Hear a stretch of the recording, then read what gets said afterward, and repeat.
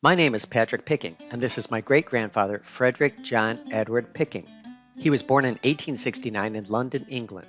He joined the British military service at the age of 15 and was sent to Dublin, Ireland. There he met my great-grandmother, Mary Josephine Maguire, also born in 1869. They were married at the age of 17 in 1886. In the year 1900, Frederick, Mary, and their 6 children moved to the small town of Claremorris, Ireland. Frederick had already worked for 11 years as a porter at a railway station in Trim.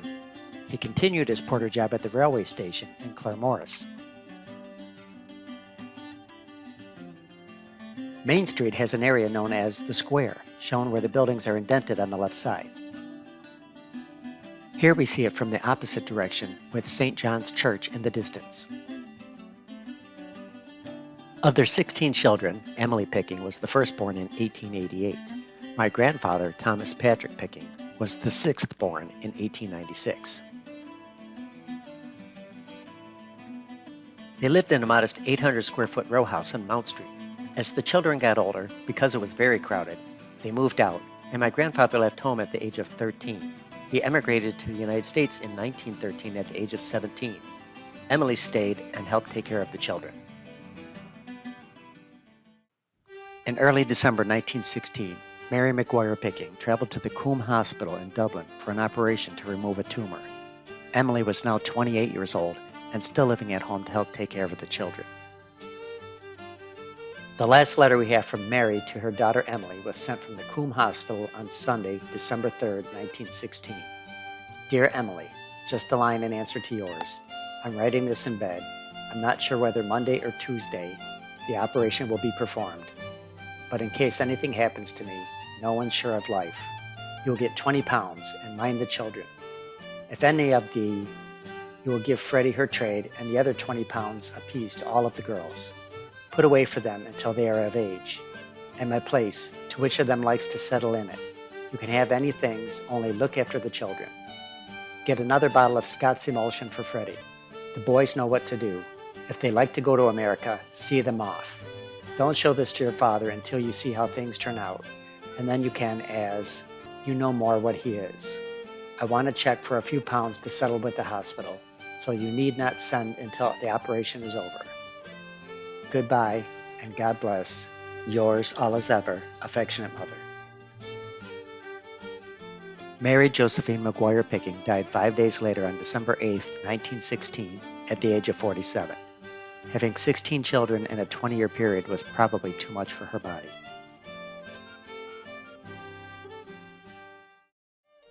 One month later, Emily sent a letter to her brother, my grandfather Tom Picking, telling him of the death of their mother, the financial hardships she's facing, and asking for money for passage to send 2 more children to America. She ends the letter with, I know you will be upset, but you are not as bad off as me. So goodbye, your fond sister, Emily. Through the 1920s, Fred Picking continued working as a porter for the railway service. While some of the children had been sent off to America and a few passed away, Emily Picking never went to America. She stayed in the house on Mount Street to care for the remaining children, as her mother Mary had asked, and in 1917 she married a man named Thomas Conlon, pictured here with her brother Jerry Picking. Their firstborn son was named William Conlon. They called him Son Conlon. Emily died at the age of 38 in 1927, when Son was only 10 years old. By 1920, my grandfather, Thomas Picking, had been living in the United States for 7 years. That same year, he married an Irish woman he met in Detroit, Sarah McAvoy. They lived in the city of Detroit, where my grandfather, Thomas Picking, worked for the Detroit Police Force. They had 5 children in 6 years. This photo from 1942 shows my Aunt Alice Picking, my Uncle Tom Picking, my father, John Picking, my Aunt Florence Picking, and my Uncle James Picking. As he grew older, Son Conlon also got a job at the railway service, like his grandfather, Fred Picking.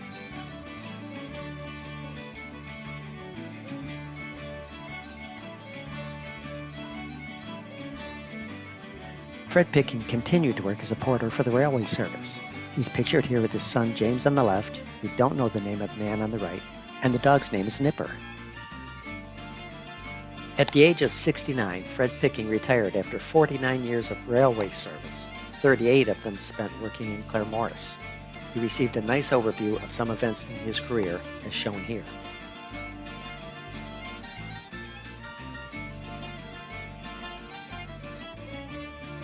These are the last pictures we have of Frederick Picking.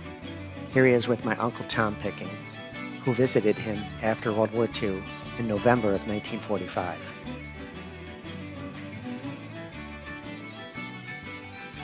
Frederick Picking of Mount Street, Claremorris, passed away on October 2nd, 1946 at the age of 76.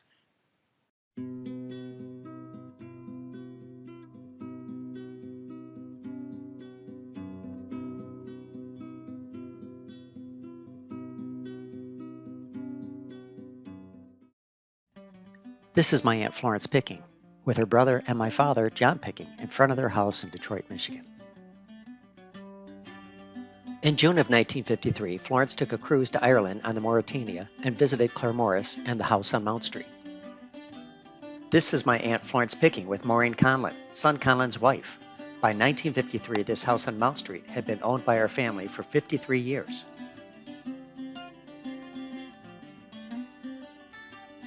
To our good fortune, Florence brought a movie camera with her. This is the Claremorris train station in 1953. Fred Picking had worked here for 38 years, and son Conlon was working here at this time. It still looks the same today. This footage was taken on a Sunday when pilgrims would arrive by train and be bused 6 miles away to Knock, where many people would go for healing and prayer.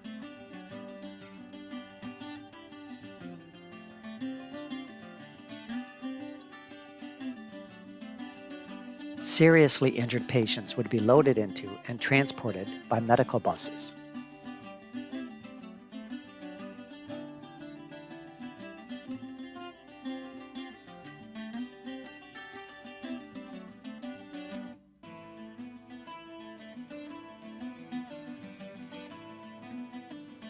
Train travel in Ireland was comfortable. It looks like thin mattresses were used on that upper level for sleeping.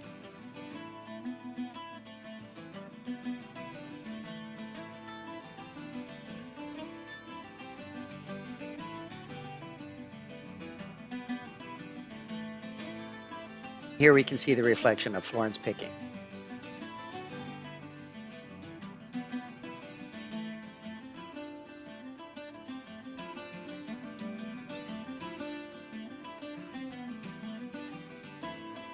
This employee is walking home, probably the same as Fred Picking would have.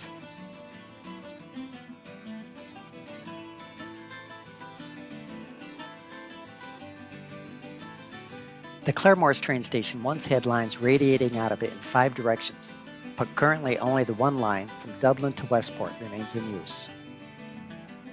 This is the road that leads up to Main Street.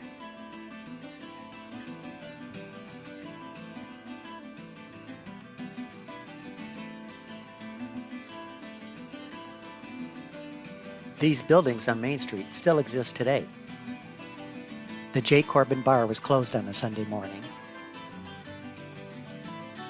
Ruan's is still in business. And Jeremiah Higgins is still open today and has been in business since 1820. Here we can see the area known as the Square. And farther down we can see what was once St. John's Church and is now the library. This is Mount Street.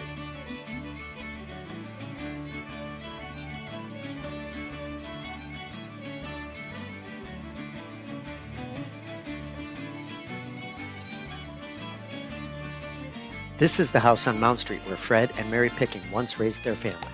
Then their daughter Emily Picking and her husband Thomas Conlon raised their children here and was now the home to their son and Maureen Conlon since their marriage in 1951.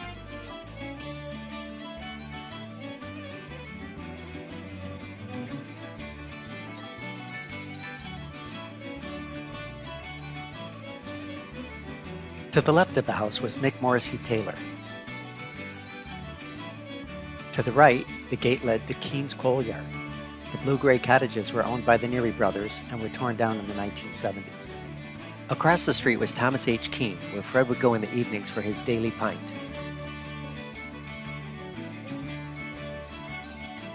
And a place called Kelly's.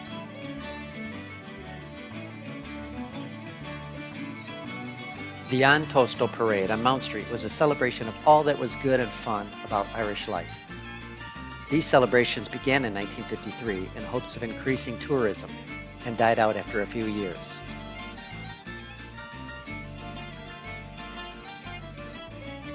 Here is son Conlon, who seems like a fun-loving fellow.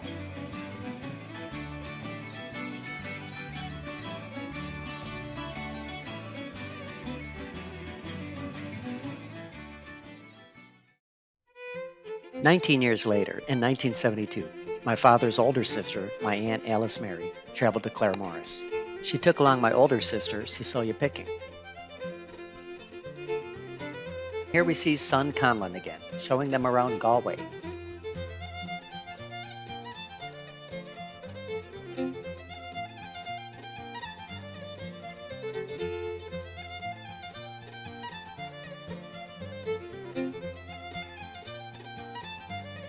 Son stayed in touch with our family over the years, and we have many letters and cards from him and Maureen. Like his grandfather, Fred Picking, son Conlon worked at the Claremorris station for 45 years. He was intimately associated with the life of the railway station and had a vast knowledge of the people and families who served with the company. A man with a great fondness for people, son endeared himself to many, and he served as a foreman at the station. Son Conlon passed away in 2005. I never did get to meet him.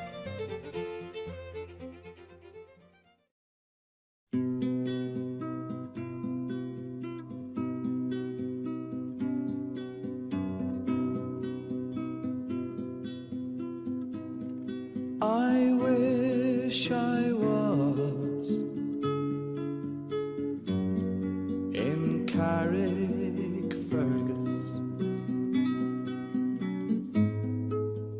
only for nights in Ballygrand. I would swim over the deepest ocean, only for nights in Ballygrand. But the sea is wide, and I cannot swim over,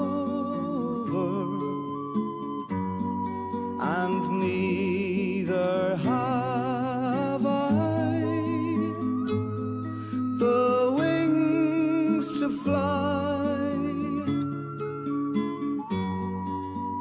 I wish I had a handsome boatman to ferry me over, my love and I.